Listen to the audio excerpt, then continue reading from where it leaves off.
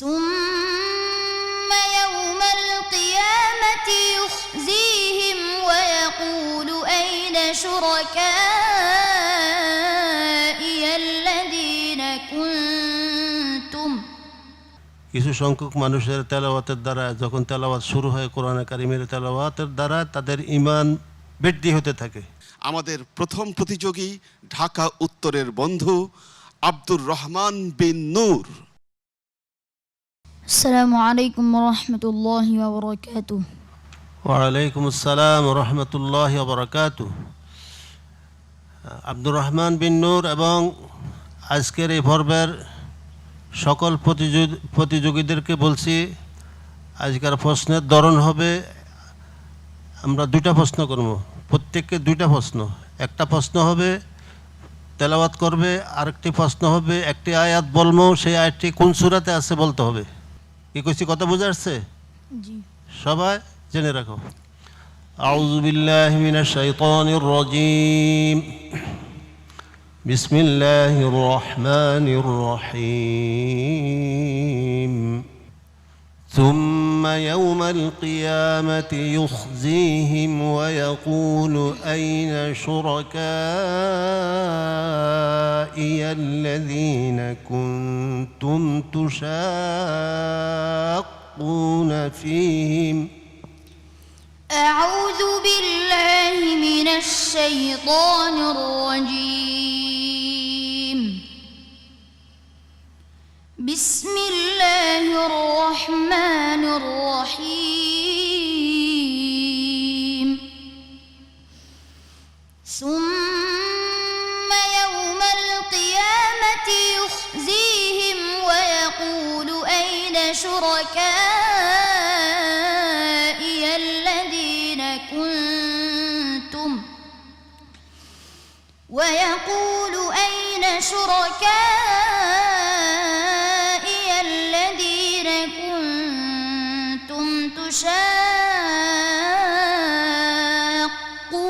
فيهم. قال الذين أوتوا العلم إن الخزي اليوم والسوء على الكافرين الذين تتوفاهم الملائكة ظالمي أنفسهم فألقوا السلم ما كنا نعمل من سوء بلى إن الله عليم بما كنتم تعملون. فادخلوا أبواب جهنم خالدين فيها فلبئس مثوى المتكبرين. وقيل للذين اتقوا ماذا أنزل ربكم قالوا خيرا للذين أحسنوا في هذه الدنيا حسنة ولدار الآخرة خير ولنعم دار المتقين. حسبك.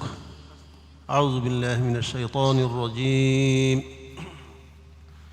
جنات عدن تجري من تحتها الأنهار خالدين فيها وذلك جزاء من تزكى. سورة طه. سورة طه. ما شاء الله، حياك الله، بارك الله فيك. صدق الله العظيم.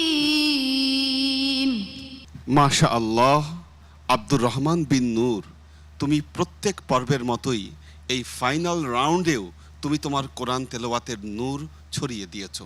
আমরা সবাই মুগ্ধ, নিশ্চয়ই দর্শক আপনারাও মুগ্ধ হয়েছেন। চলুন দেখে আসি আমাদের বিচারকরা মুগ্ধ হয়েছেন কিনা। উস্তাদুল হুফাজ শেখ আব্দুল হক হাফিজাহুল্লাহ। জি আলহামদুলিল্লাহ। আব্দুর রহমান বিন নূর, নামের শেষে নূর শব্দটি আছে, মনে হয় তার পিতার নাম সাথে সম্পৃক্ত। আলহামদুলিল্লাহ, তার তেলাওয়াতের মধ্যে নূর চমকাইতে থাকে।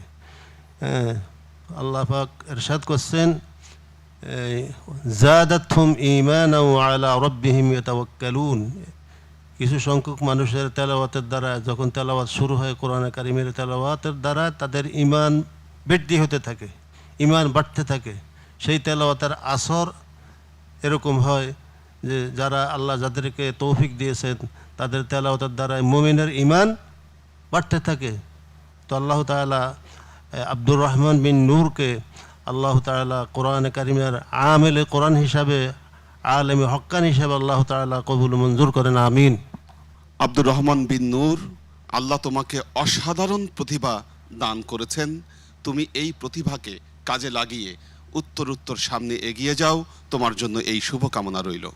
আসসালামু আলাইকুম ওয়া রাহমাতুল্লাহি ওয়া বারাকাতুহু। স্বাস্থ্যকর অল টাইম ব্রেড সব সময়, অল টাইম হেলদি লাইফ।